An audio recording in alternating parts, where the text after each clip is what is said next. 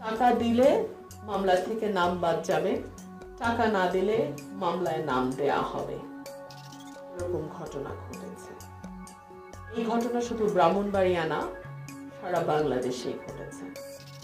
দুই হচ্ছে, আগে হয়তো কোনো কারণে শত্রুতা ছিল, এখন আমার অবস্থা একটু শক্ত হয়েছে, একটু শুভ দিন আসছে বলে মনে হচ্ছে, আমি আমার জমির দ্বন্দ্ব যার সাথে, পারিবারিক দ্বন্দ্ব যার সাথে, গোষ্ঠীগত দ্বন্দ্ব যার সাথে, তাকে এনে মামলায় দিয়ে দিচ্ছি।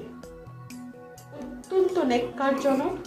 আমি প্রশাসনকে অনুরোধ করব আপনাদের মাধ্যমে, আমি পুলিশকে অনুরোধ করব আপনাদের মাধ্যমে, মামলা নেবার আগে দয়া করে যাচাই বাছাই করবেন। এক। দুই হচ্ছে, অনেকেই পুলিশ অফিসাররা বলেন মামলা নিতে আসলে তো মামলা নিতেই হবে। হ্যাঁ, ঠিক আছে, মামলা নেন, কিন্তু পরদিনই গিয়ে অ্যারেস্ট করতে দৌড়াদৌড়ি করেন না। একটু খবর নেন, খোঁজ নেন, তদন্ত করেন।